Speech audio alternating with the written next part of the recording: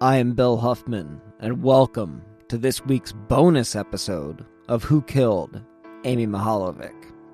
On this week's episode, I'll be hosting a roundtable discussion with James Renner and Nick from True Crime Garage about the recent documentary series that aired on the Investigation Discovery Channel these past few weekends called The Lake Erie Murders: Who Killed Amy Mihalovic. The documentary was just released and so far has garnered some new information for authorities. Information they are obviously keeping close to the vest. The director Tom, his director of photography, and 4 other light and sound guys interviewed me in September at my home and studio. It was quite the production, and it was comforting to see how much effort and care they were actually putting into this story. With a case like Amy's, where the people involved want to see resolution, it was pretty impressive to see the amount of work that they were actually putting in. I believe they said they had started this project over a year ago and were very excited about it coming to a close. As the doorbell rang and when I opened the door, there were 2 black minivans pulling up.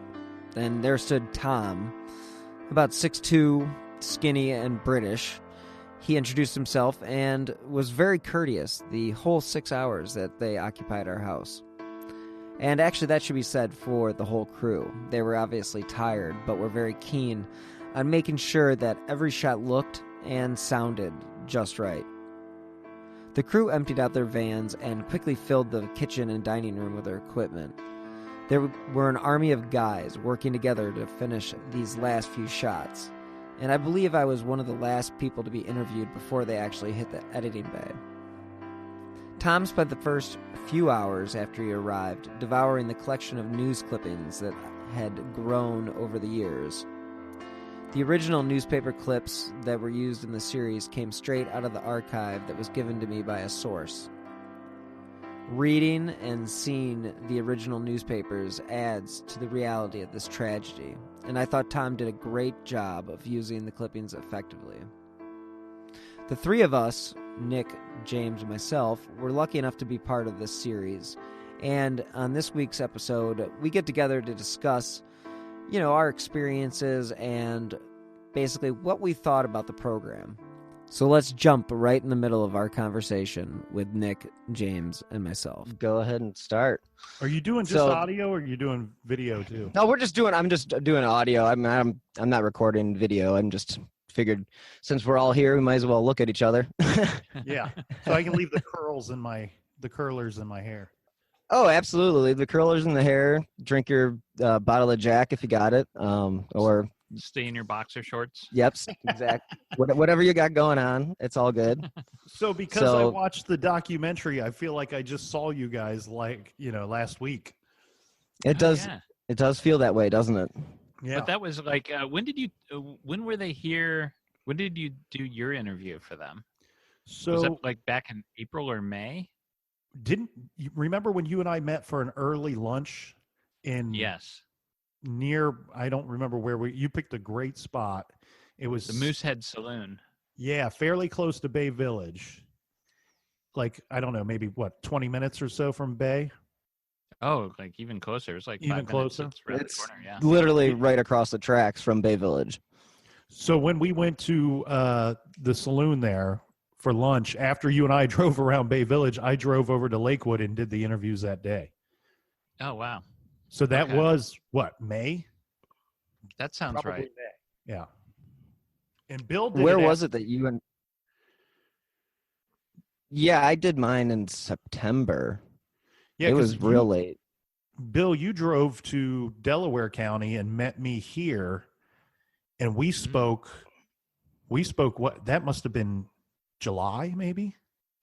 Yeah, I think it was right in the middle of the summer, right after... Yeah, because I had just gotten back from Michigan, so I think it was in maybe July 28th, around that area, end of July. But yeah, I didn't get. I know when they were coming back to do extra filming, that's when they contacted me to set up the interviews, and they did it all at my house. Where did you do your interview? So they rented a home that they were staying in while they were filming in the area. They did a Airbnb thing. And so they rented this house, and they just filmed me at the house. Oh, Which that's I remember, cool. Yeah, I remember telling James, I was like, "Yeah, I've never met any of these people," and he's like, "Where are they filming you later today?" I was like, "Well, I googled it. It's a house." And James goes, "Yeah, that's weird." And I was like, "Oh, thanks, man. Thanks. Now I feel It could have great." been a murder house. Yeah, Like, it's an ambush. that would be the last time anybody ever saw Nick. Well, wasn't it? Oh gosh, wasn't it Trent Reznor who rented the Sharon Tate house to record one of his albums? Yes, I just read about that. Yeah. That's Wow. pretty wild. Yeah, a Yeah. bunch of musicians, I guess, have rented that place. It was originally owned by a record producer who did the albums for the Byrds. Like Tambourine Man and that stuff. It makes me just think of like reruns from the 80s when I was a kid. You know, Well, there was some thought that the house was targeted not because it was Tate's house or who's that Roman Polanski or whatever. Polanski, yeah. Yeah, there's some thought that that it was targeted because of the record executive or the whoever you just mentioned. right? Because Manson was a failed musician, or Terry Melcher, I think his name. He was a failed everything.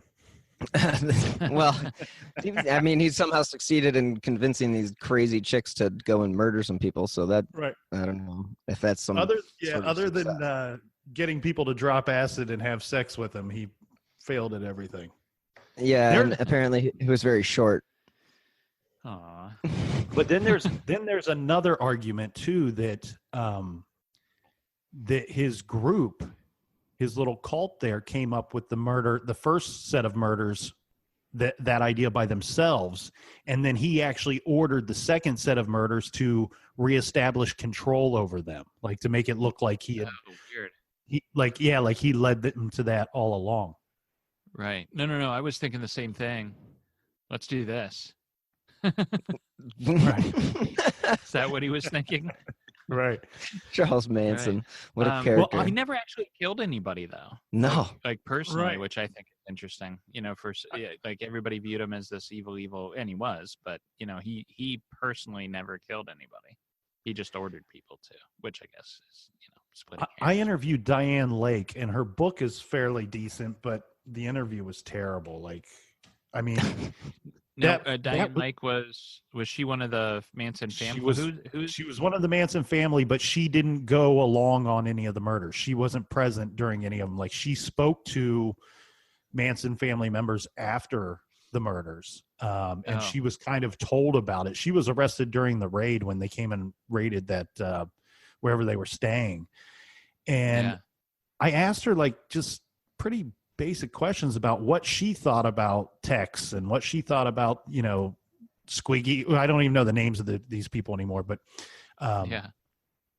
her answers were like, I never put any thought into that. I'm thinking, this is like how many, 50 years ago or whatever, 30, 40 years. You've had plenty of time to think about this. You've not put any thought into you being very good friends with these people that murdered a bunch of people. Yeah, I guess that's just how you deal with it.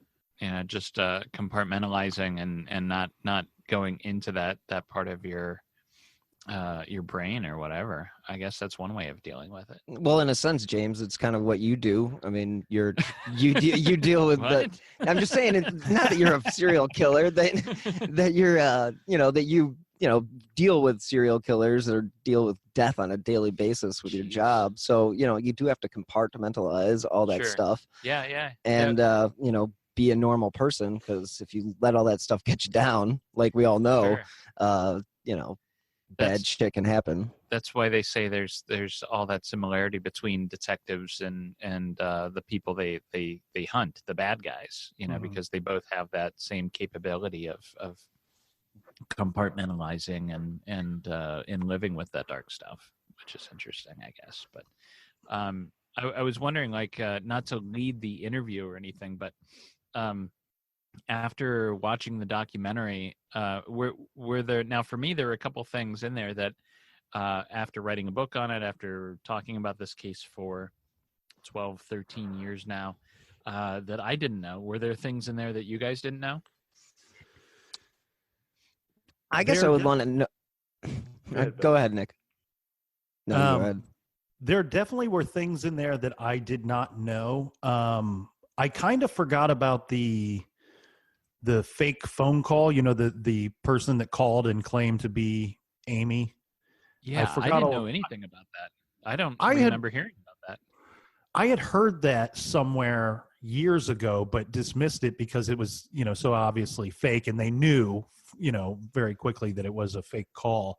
So, but that was interesting to just be reminded of that. I had kind of completely forgot about that. But there were a couple things that I was not aware of, which was interesting for someone who's, followed the case for so long to hear some new information, new to me anyway.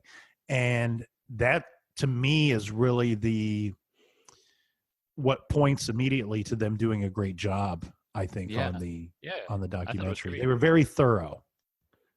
Yeah, I thought it turned out extremely well. And I mean, it's really hard to do those things well, and with reenactments and without making it cheesy. And I thought they did. And I don't know if I'm just biased because we were all in it, but it was one of those things that I thought it told the story very well, and I mean really thoroughly.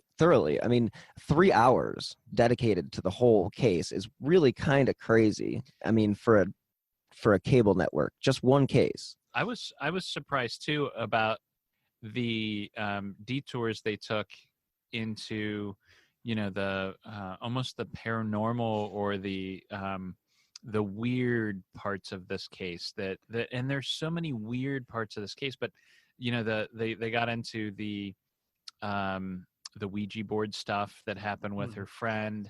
They got into this truth serum that they gave to one of the suspects, which I couldn't believe the police verified for them. I knew it was true because I talked to the suspect, but the police were always kind of quiet about that aspect. And this is the only case I've ever heard of where, at least in modern days, where they gave a suspect truth serum.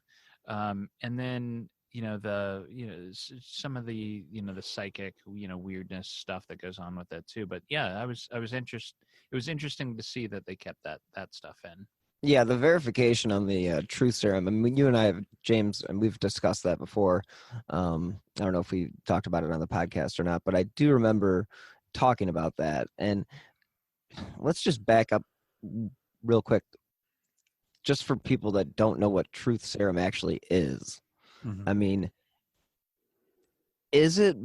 back in the 60s when they were testing all this stuff, weren't they using acid or LSD, or was it? They tested, that's kind of one of the forms that they used back in the day, but with this particular suspect, this Harold Bound, that was connected to Holly Hill Farms, they used sodium pentothal on him. And it's like, they have a very specific amount that they use, because sodium pentothal at the time actually was also used as lethal injection. I was just going to say, it sounds so familiar. It sounds like one of those lethal injection drugs. It's one of the parts, right? Right. One of the three drugs. The three. I guess they give, and the reason they were able to use it is because Bound, he had served in Vietnam in military intelligence, so he knew and had experience with interrogations and truth serum. And he told them, he's like, look, you can't, like, I could beat a lie detector test. You could give me a lie detector test, but it's not going to mean anything. Mm-hmm. Nobody can beat truth serum. So give me truth serum. So it was the suspect's request, not the police, which I don't think was made entirely clear, but that's how they were able to use that in this case, and why it's not usually used. Yeah, that's, that was definitely one of the things that stood out. And from talking to people that, watched the documentary, that was one of the things that really stood out to them, as far as like, holy shit, I can't believe they actually used that in 1989. Right. Like, it just seemed sort of archaic, but Soviet Union. Yeah, like, you will tell us your secrets. Yeah, we're gonna come and get you, and we'll dope you up and tell us everything you know. Well, and I've only heard of it being used in a handful of cases, but like you said, what's interesting is how recent that is. I mean, this would have been Yes, 1990 or past, when I don't know when they gave him the truth serum, but the probably the most recent case other than Amy's that I can think of that it's acknowledged that truth serum was used was in the Colonial Parkway murders. There was one suspect. I didn't know that. Yeah, he was a suspect in one set of the 4 killings. He wasn't a suspect in all 4. And it was this younger guy, and he had a pretty big drug problem. And I don't know if he requested it or what, because, you know, you do have some situations where you have a suspect in front of you and they're saying, hey, I'll do whatever it takes I'm not your guy, you know, hook me up to a lie detector, call this person, check this, check that. I'll, you know, search my home, my car. I'll do anything because I'm innocent. And so I don't know what the situation was there, but they did give him the truth serum. The weird thing about in that case, if I remember correctly, he never said that he stuck to his portion that he was not involved in the killing of this young man and young woman, but it seems like he manipulated the crime scene somehow, like maybe he stole some things from their vehicle after they were gone. So he had some kind of weird involvement that did come out, but only after given the truth serum. Sure. I hope he got immunity for for the petty crimes. Yeah, he remains suspect on some people's list because he was really into drugs and alcohol. He didn't live much longer after, and I can't remember if it was the drugs and alcohol that took him or if it was something else. But he's no longer around, that particular suspect. But one thing before we get into it too much, we did talk about how well they did and how easily these things can turn out bad. The documentaries are, you know, they can get cheesy, full of Velveeta. I've certainly seen my share of bad ones along the way, but majority of them are. Yeah. My only criticism that I can think of sitting here today, I thought the person that they got to play Spetzel was interesting. Am I remembering correctly? Like he would do like that, like anytime somebody would say something suspicious, they would pan to him like up close, and he's like making this like very like. Yeah. And twisting his mustache. It's like they casted a guy that would have been better cast to play some kind of pervert or some kind of suspect rather than the guy that would go on to be the chief of police.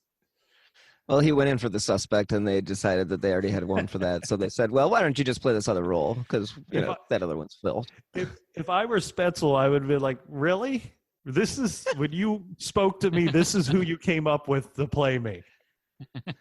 In the contract, I thought I said I had casting approval. Right. What, George Send Clooney me the was headshots. busy? Yeah. Yeah. I'm glad they got Brad Pitt for my reenactment on Key West. That was on point casting. I have to mention that you had quite a witty response to people's reaction to your from when the book came out to your interview now. Oh yeah. Oh yeah. That was my favorite cut in the whole 3-hour documentary is when they showed the footage of my first interview on TV talking about Amy Mihalovic, and then they cut to me now, and it's like you see this like young man, this youthful young man, and then you cut, and it's like I picked the wrong chalice in The Last Crusade, and like you could see that immediate aging and the receding of my hairline. That was wonderful. That was a wake-up call. No, but it was good. I don't know about you guys, when it aired, and it's aired a couple times now. I was surprised. I can tell a lot of people are watching it because I got a ton of emails like the next day, and some of these were legitimate tips, and I forwarded a number of these tips to police and FBI. Now, a lot of them revolved around the suspect from Key West, but a couple of them were suspects I had not heard of. But yeah, what was the response like for you guys? I've received various things on Facebook. Lots of weird things happen to me like this. I've received phone calls. Yeah, I actually had like just even recently, like this morning, somebody from the Netherlands had just watched the documentary and had said that they had some information, and I'm not sure what to take it with a grain of salt, what they see, I don't know what their connection is, but there are a lot of different people that have reached out and said, well, one, the documentary was great to keep the case open, but like you said, a lot of it was about, the guy from Key West and basically saying, oh, it's got to be him. It's got to be him. And, you just, that's sort of the response that I've received. But I definitely got a lot of I received weird phone calls. What, like hang-ups? Like not like hang-ups, but just is like your refrigerator running? no, not like that type of not like prank calls like we would make as kids, but like creepy calls. And a girl from back in the past, she had reached out and said that she had received some calls when she was in the 4th grade and that her dad had intercepted them, and didn't make much of it at the time, but she was younger than Amy would have been. So where was she going to school at the time? Rocky River. Oh, okay. So it was just. Did you know her personally, like as kids? Yeah, I didn't know her at that time, but I knew her later in life, and then she reached out when the documentary aired. Right, now that you're super famous, she's like, "Hey, I gotta check out what this guy's doing." Yeah, right. But no, the response has been great. I mean, how about you, Nick? I mean, I know this is a passion case for you, and well, we certainly received a lot of feedback, a lot of good feedback, but not so much in the form of any tips or people coming forward with any type of information, just more so hey, this has always been one of my most interesting cases. This one's already always been one that I've taken a look at, and finally somebody did a documentary about it. So I think a lot of people were just excited that there's this case from 1989 and finally someone's doing a documentary about it. It could have been done years ago. What's going on your end there? Something exciting? Sorry. something really Bill's exciting. Cat is in the other room and he has sat on a keyboard and it's making all kinds of noise. Okay. Sorry about that. All I see is the cat sitting on the Mac keyboard in there? Yeah. Oh, that is hysterical. That's the noise I'm hearing. Okay, hold on a second. Let me go fix this. I'm going to send you a picture, Nick, so you can understand what we're dealing with. Wow. Did your opinion change at all on what you think the ultimate answer is with the case? well, you know what's interesting about my opinion and your theory as well, James, is that I will say I'm not 100%. Even to this day, I'm not 100%. You just got the picture. I was looking at the picture. Okay. I'm not 100% on my theory either. I actually think your theory is just as good as anyone, if not better than most that I've heard through the years. But one thing that I think is interesting about your theory and my theory is my theory doesn't name a specific suspect where yours, does. But one thing that's interesting about your theory in comparison to mine is they hold the core of that theory. Our theories are very similar, if not the same, that somehow Amy's killer knew a lot about her and she may not have known anything about him. This guy had enough information to be able to call the home, know some things to trick a very smart young girl into meeting him somewhere. And, you and I both think that the killer was sexually attracted to Amy and that he made that decision from having seen her or, having saw her at some point. Now, I didn't receive this, and I wouldn't call this a tip because it's really just kind of random speculation, but it's very interesting. And I'm going to kind of tread lightly here because I had this conversation a few weeks ago, and there were certain portions of this conversation that the person asked me to pass along, but then other portions that they told me not to. So I'm going to kind of keep it brief because it was a few weeks ago and I don't remember what I agreed to keep quiet and what I was agreed to say and what I agreed not to say. So, but this was interesting and it's really got my mind kind of working, but I have no way of really following up on this thought. But this individual said that they have no evidence at all that this is the truth. It's just their total gut feeling. And they told me, they said, I can't get out of my mind that the connection to Amy and the killer was Jason, was her brother. This person believes that somehow somebody knew Jason and maybe not very well.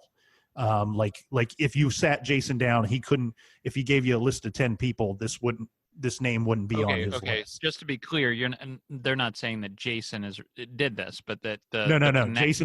Jason had no involvement at all. He's very much a victim.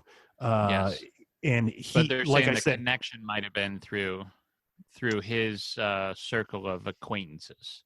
That's just their speculation, and I found it to be an interesting one because one thing I pointed out to this person was I said, we know Margaret's connections and Mark's connections were heavily looked into, and then you kind of wonder, well, I know they looked into Jason's stuff as well, but how far?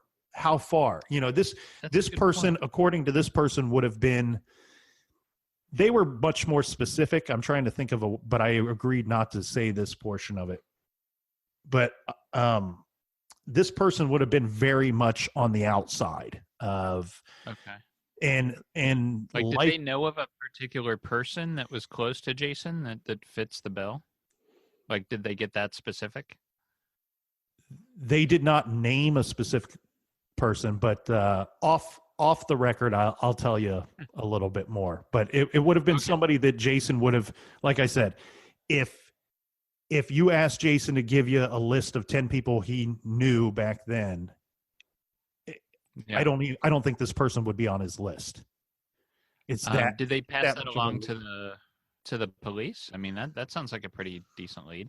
So again, it's just speculation. I was told that this information has reached or they attempted to deliver this information to the FBI and to Spetzel. Good. But they were reaching out to me because they were hoping to. I don't think that they've received confirmation that somebody's, took this information down. And I did say, look, I've been involved in multiple cases where I've reached out to the authorities, not Amy's case, but multiple cases. And I said, 9 times out of 10, you don't hear back. That doesn't mean that they didn't do anything with your information. That doesn't mean that they didn't look into it. But yeah, so this individual reached out to me with the hopes that I could put this information, get it to the right people. And I said, I can't guarantee you that I can get it to Torsney or to Spetzel. I said, but I can pass it along to Bill and James, and that can be a start. Great. So here's a question for you in regards to that one thing that you're referring to. Do you have an age range on that, or This individual would have been younger. The guy that you and I spoke about, he would be. Yeah, that's what I was wondering. Yeah, your and I call him your guy, and I know he's not really your prime suspect, but it's somebody you and I have discussed. He would be closer to that guy's age than. Remember when we spoke, I said I think the killer's more closer to Mark's age. Somebody in their early 30s. This individual would likely be early 20s. Okay. Would have been early 20s back then. So Nick, do you or do you not have like in your mind a specific suspect at I this don't. moment? I don't, and I don't know that I ever have. I've liked some of your suspects. I leave them on my list as well. But my top suspect, my prime suspect, is an unknown person. It's somebody that would have known information, and I believe a good deal of information about Amy, or at least the Mahalovics themselves, and somehow got this information. And I've told Bill this. The thing I keep going back to is school pictures.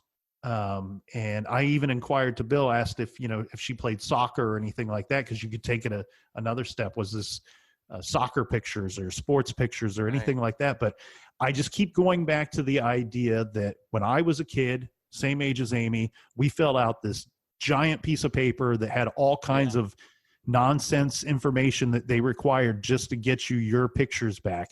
And this would be a way for someone that has never met Amy, never spoke to her directly. I'm not saying it's the guy that was taking the pictures at the school. It could have just been somebody that worked for the company that was in charge of that. And they would have had the ability to see her, to know that they were physically attracted to her. And they would have all of her information. They would very likely have a parent's name, full name. They would have they required all this information in case for some reason you didn't show up to school to retrieve your pictures. It was like, if you're going to pay for this, because they would charge you in advance, you'd write a check, and just think about how much information is on your check. I mean, I'm looking at my check right now. I got my full name. I got my address. And sometimes I've never had a phone number on my checks personally, but I think that can happen. But if sometimes they require it. Yeah, and if you see Margaret Mahalovic with the full address, you can just grab the white pages and look up the phone number. Yeah. I have a funny story about this idea, actually. Back in 2012, I had written this book, The Man from Primrose Lane, that was a novel. Book. Thank you. Here's a little moment here. I think that book's fantastic. I don't read a lot of fiction, but that is one of my favorite fictional books. I put it right up there, very close to 11/22/63. Sure. Yeah. And that came out about 6 months before. And it was already, thank you though. So it's a novel, but it's heavily influenced by my work on cases like the Mahalovic case. And if you know Amy's case and you read that novel, you can kind of see where I've taken some information from it and to inspire the story. But the point is I'm going to spoil the book now for people who haven't read it. There's still a lot here that I'm not spoiling, but I'm going to tell you that the answer in that book is it has to do with the school pictures. The bad guy is the guy that took the school pictures, and that's how he was connected to the young girl that was murdered in that book. So because I like you had considered that as a possible theory. Now flash forward, so the book came out in 2012. About 2015, I'm at home just doing the dishes, and my cell phone rings, and I pick it up, and I can't remember how this guy got my number, but he got my number, and he's like, hey, he's like, is this James Renner? I'm like, yeah. He's like, so funny story. I'm the guy that took Amy Mahalovic's school picture, and I just got done reading this book called The Man from Primrose Lane. And I have to tell you that I see the similarities here, and I just wanted to call and tell you that, of course, we didn't have anything to do with this. And somebody had come up to him at a dinner party in New York, where he now lives. He now lives in New York City. And they were at a dinner party and mentioned, hey, I just read this book. Look how similar this is to your business. And like maybe I had heard of his business or whatever, but I had even set his photography studio in Berea, which is a small town outside of Cleveland, and that's where his photography studio was. And so all this stuff matched up, and he's like, dude, he's like, you made me out to be the bad guy in your book. And I'm like, well, that was not really intentional there. But so I talked to him for a while, and he, of course, the FBI contacted him to get I think the negatives, and they were able to blow up, and that's what became her missing poster. So they worked closely with him, and I know that they looked into him, and I'm assuming his employees, but. No, I've always liked that idea because it does give you all that personal information, but you're kind of removed from the whole thing so that nobody would be able to recognize you either. So it's a creepy idea. But as far as I can tell, at least the person who took her picture had nothing to do with it. Who knows who was, working in that lab at the time. Well, and as I told Bill, I'm not even certain that it has to be the guy that, I'm not even certain that it has to do with her most recent picture. All that same information would have been on the year before as well. And that's why I kind of took it a step further and asked around, hey, what were some other things she would have been involved in where there are pictures that are being taken, right, like soccer and right. And and usually the people that shoot that theory down immediately, their go-to is, well, that would have been easy for them to follow up and solve that. But what I point out is that, again, I'm not necessarily saying it was the guy that took her picture. It was just, there's more people involved in this operation. And it's one way that I immediately thought that, hey, this is how this guy could also have these other girls' phone numbers and information. Because they travel around, they go to different schools, they collect all this information. It could have been somebody that was doing data entry or billing or something for one of these companies. The lights, yeah. It's like an interesting theory. It's I don't think it's super solid. It's the one thing that I could come up with where he would have had a good deal of her information. And I really stick to this part. I don't think she knew this guy. And I think that even when she met him that day at the plaza and saw his face, if she saw his face before, she didn't know it that day at the plaza. And if she saw his face before, it would have been somebody in the background somewhere. And, and so that's where our theories are similar in a sense where, your theory about the nature center is brilliant because it's the same thing. You have, it's one thing that connects all these people and you and I believe Bill, and if anybody doesn't think so, I think they're really out to lunch here, but those phone calls all have to be connected. Amy was a smart girl. She wasn't dumb. And this guy practiced this. It didn't work out. He failed several times before attempting to get girls to meet him somewhere. And I firmly believe that. And I think for whatever reason, it worked on Amy. And I think that he either said the right words or he knew the right information. One of the two. Either he got lucky, and I hate to use that term, but either as a horrible person, he got lucky and said the right thing to her to convince her to go, or he knew the right things. He knew the right information. Fishermen pulled a body out of the lake. Do they know who it is? Freeform's Cruel Summer is back with a new season and a new mystery. People are going to start asking questions. We have to get our story straight. From executive producer Jessica Biel. The girls are hiding something. Nothing stays secret in this town for long.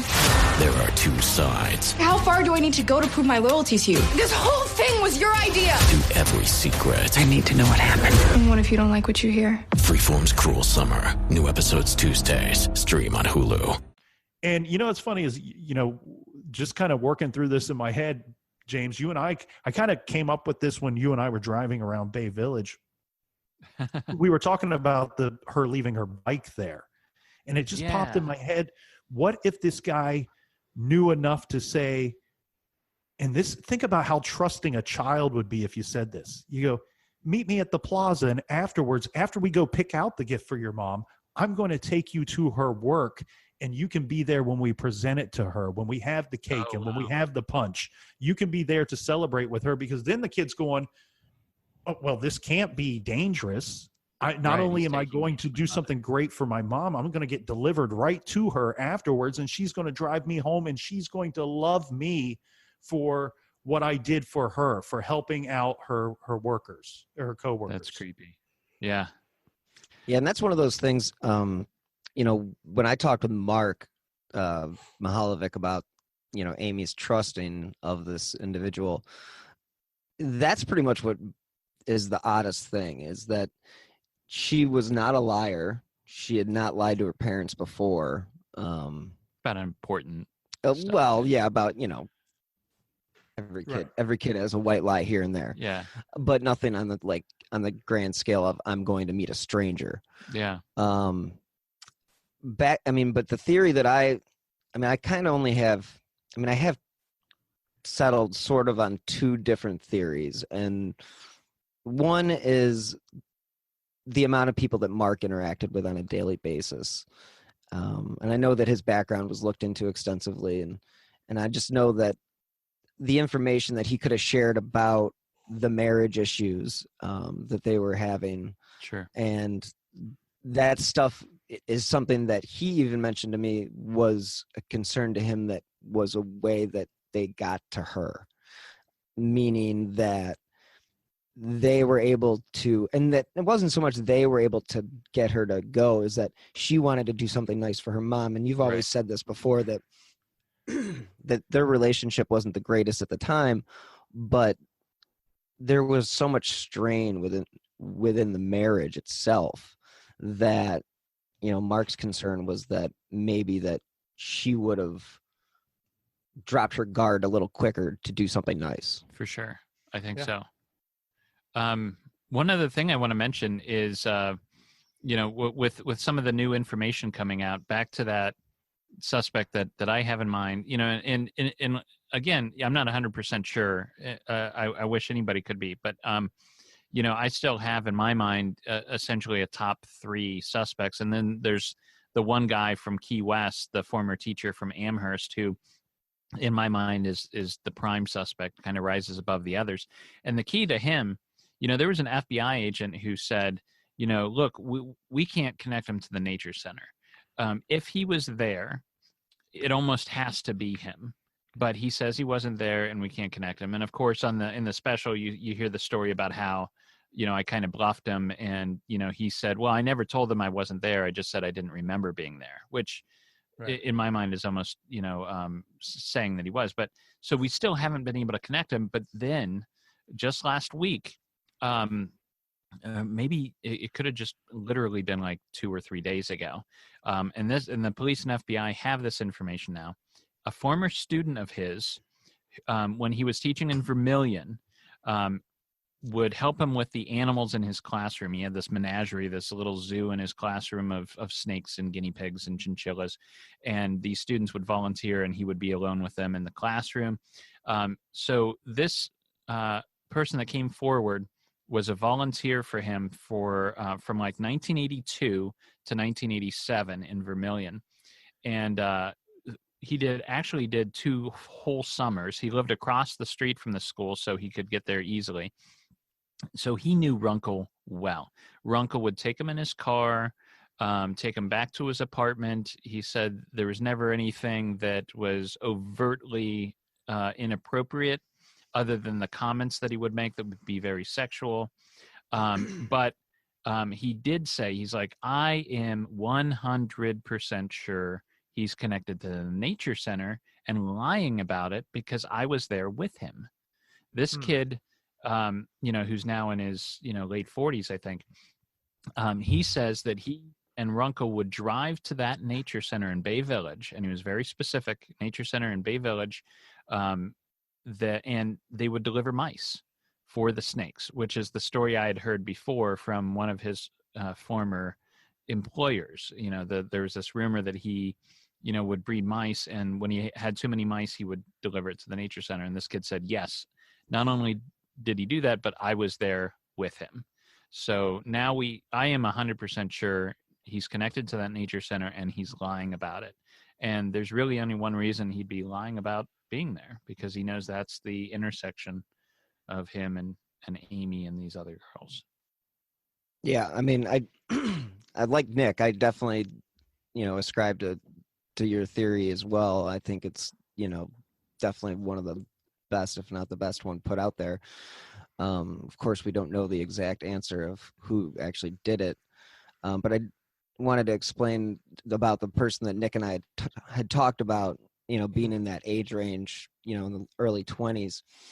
And that was a person that we've discussed. Actually, James, you and I discussed it. He is the one that worked at the city and then was hired and fired within those few days that she was. Which is a really cool lead that you kind of dug up on your own. Yeah, I mean, and basically I just did a FOIA request and wanted to see, because basically I had worked at the city of Rocky River. So you knew how the records worked. Well, not so much how the records worked. It was just, I just knew how much time these people could have in the day. Oh, sure. And you could pretty much figure out what people's schedules were. I mean, you're just driving around at your service. If you're working in the service department, let's say you're picking up trash or you're filling potholes or you're, one of those guys. And some of the characters that I worked with were also, it just raised my suspicion and the thought that, hey, somebody shady could be like one of these. I could see one of these guys being responsible for that type of thing. Not nobody is specific, of course, but that's when I decided to do the records request, and that's where I came up with that individual. And again, there's nothing that's nothing criminal that he's been connected to other than alcohol related offenses, and that's there's no name attached to it because there's nothing that connects him to it other than the weird dates, and that's a good lead though. And the fact that the proximity to where Amy lived, because it was within a quarter mile. So that definitely was something that I still haven't been able to cross off my list. I do have one other exclusive for you. I forgot about this. I'm so glad I remembered to mention this. I have some information on the DNA evidence in this case. Okay.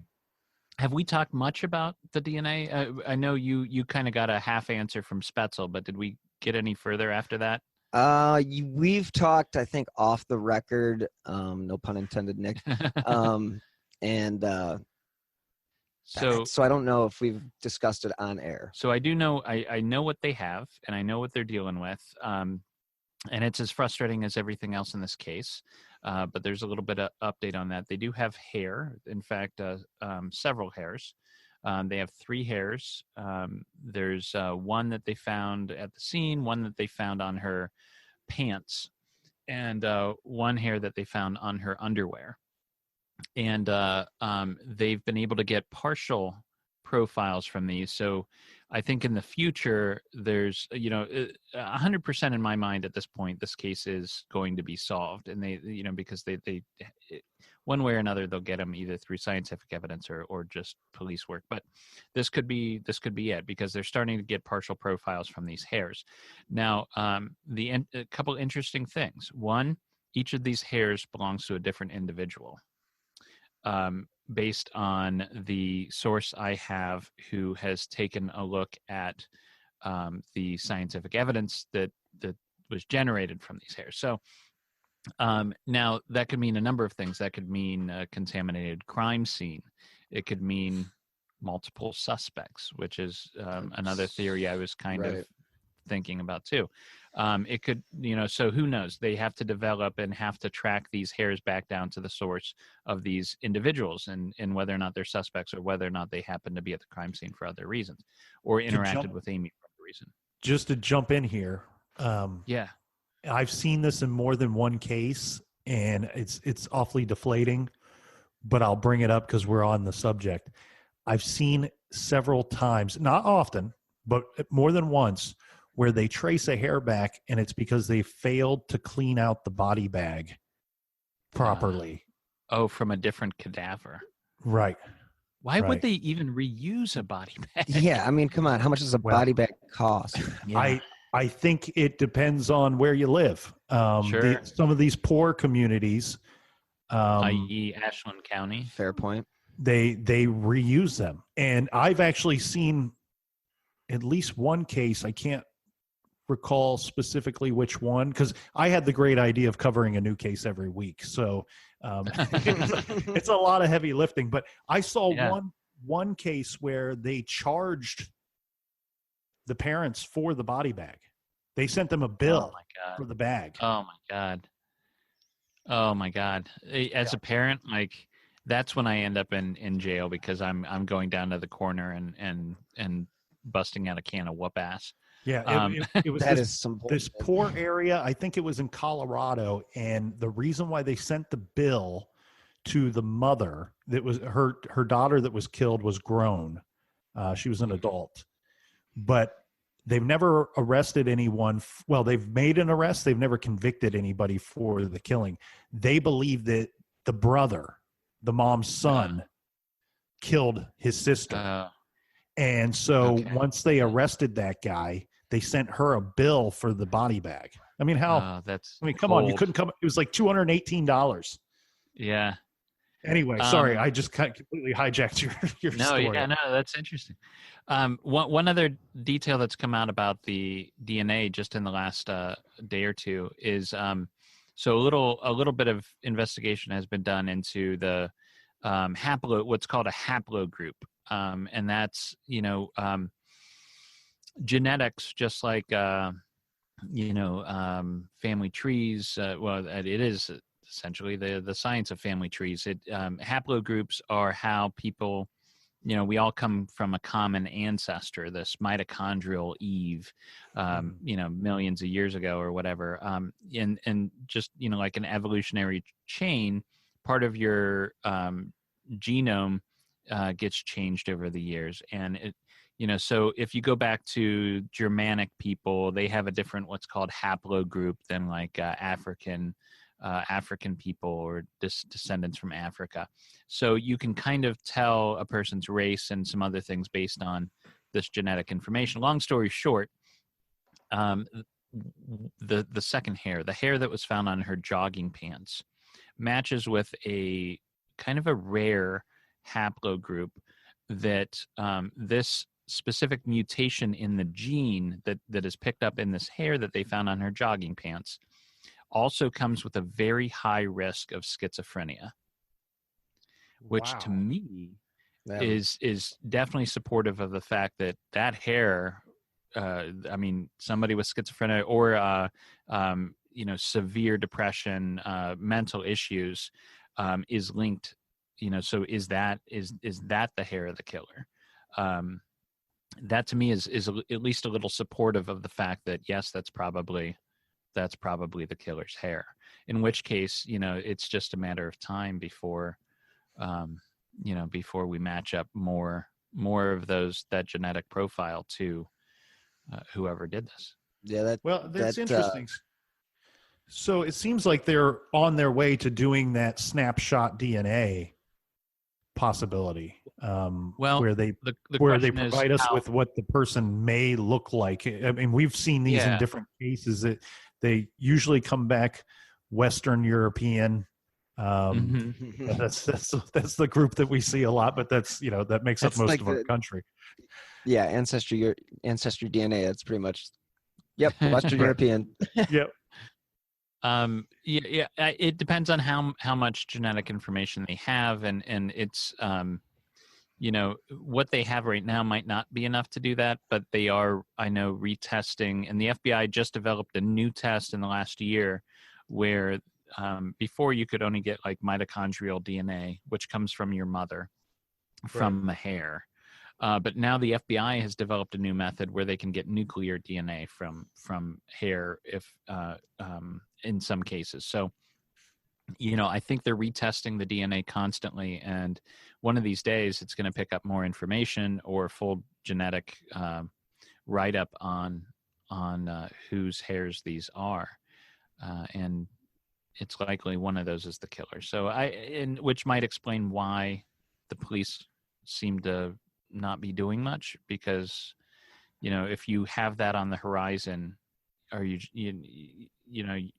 going to roll the dice and charge somebody, or are you going to play it safe and wait for DNA confirmation? Yeah, Torsney said, I mean, even when I met with him, and that was the first thing he came out of his mouth was, I just got off the phone with scientists and we're, discussing what we can do with what we have. And it could be days, weeks, or years. Yeah. I mean, I don't even think he said years. I think he just said it could be days, weeks, or a year.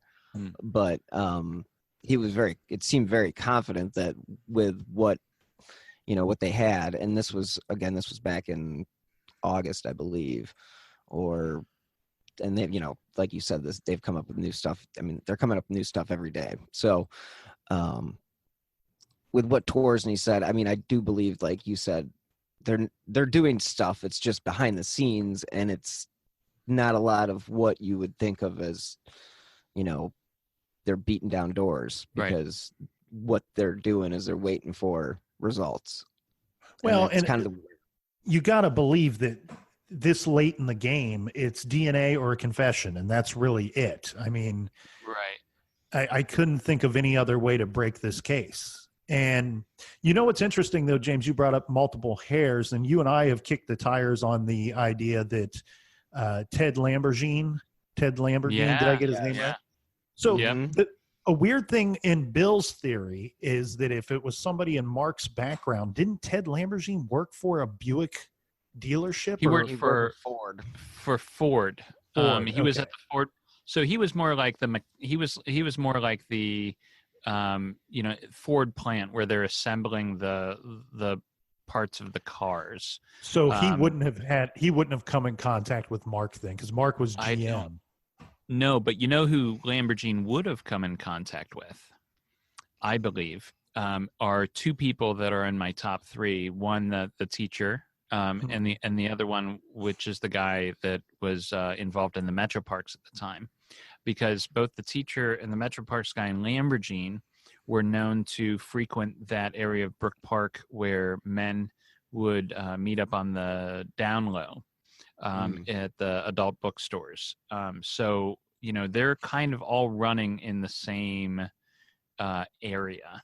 And what we do know is Lamborghini was involved with, at least to some extent, with these crimes that occurred around the Oakland County area when those 4 kids were abducted and murdered in the 70s. And we know for a fact that that was a group of individuals. It wasn't just one person. So Lamborghini comes from that area down here, and now he's in prison for that. So Lamborghini comes up a lot. If anybody needs filled in on who Theodore Lamborghini is, this is a little plug here for my show. True Crime Garage, we covered the Oakland County child killer case in August of last year, which is available for free on iTunes, Stitcher.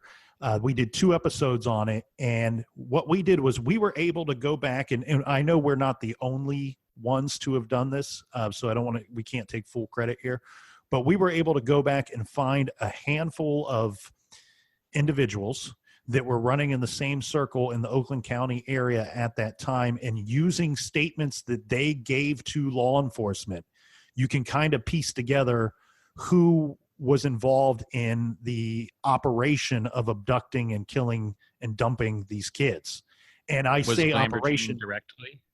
He, yes, and I can't remember his exact wording, but there was an individual that came forward that stated that they kept a photo book. There was a guy that owned a bike shop in the poor part of town up there, and a lot of the kids would frequent this bike shop, and they would offer these poor kids money or snacks, candy, all kinds of different things, sometimes cigarettes, whatever, to get these kids to perform or go along with certain things with these adult men. Sounds like that awful episode of Different Strokes. That does sound like it. Yeah. Or Mr. Belvedere. The one guy at the bike shop, for whatever reason, the guys kept a photo album of the children. that would do this stuff. And there's a guy that spoke to law enforcement that said, I swear I saw a picture of the King kid. I can't remember King's first name, but the blonde haired right. Timothy King.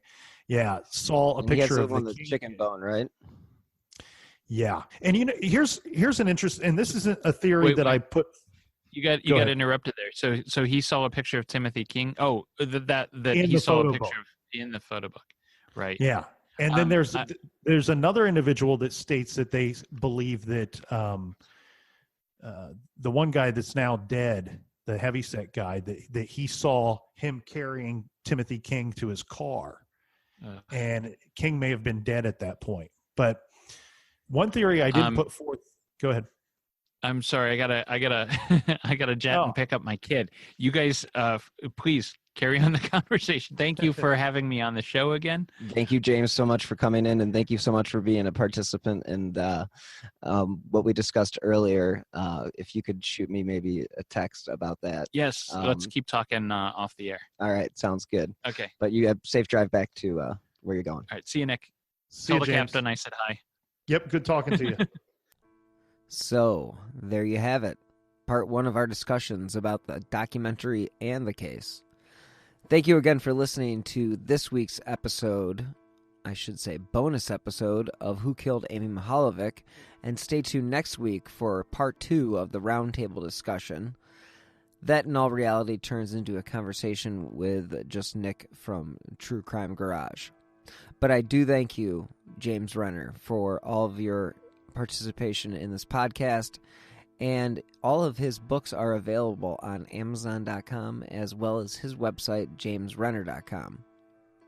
If you enjoy this independently produced podcast, you can help keep this show going by clicking on the donate button on the bottom left on whokilledamymihaljevic.com. Donations to support the show can also be made through the Venmo app with my username at Bill-Huffman-3. Thank you to the listeners and the donors that help keep this podcast going. Without your support, this show wouldn't be possible. So again, any amount is appreciated, but you can also help support the show by leaving a 5-star review on Apple Podcasts or wherever you listen to podcasts, because that will also significantly help get this show the coverage it deserves. You can contact the Bay Village Police Department at 440-871-1234 if you have any new information regarding Amy's case. The FBI is also offering a reward of up to $25,000 with information regarding the individual or individuals responsible for the death of Amy Renee Mihaljevic. So anyone with information concerning this case, please contact the FBI at 1-800-CALL-FBI. So thank you again for listening. I appreciate all the support. And let's just hope there is resolution sooner rather than later. And to all the listeners, be safe.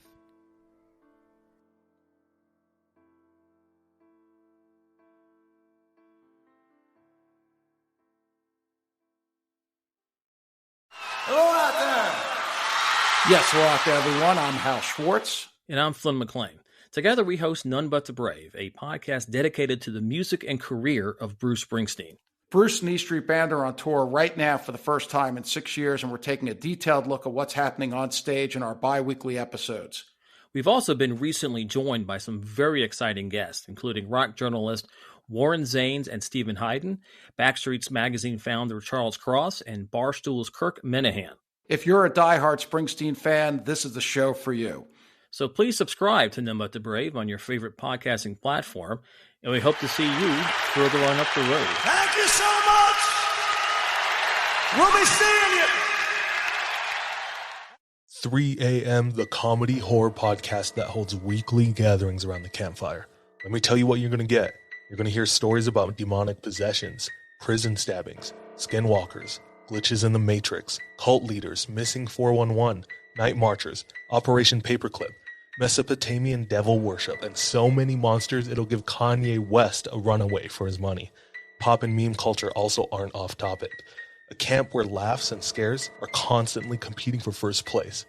We're just a group of friends, trying to bust each other's balls, find the best stories, and expand the circle in the process. 3 a.m., the comedy horror podcast not for the faint or fragile of heart. Let's go.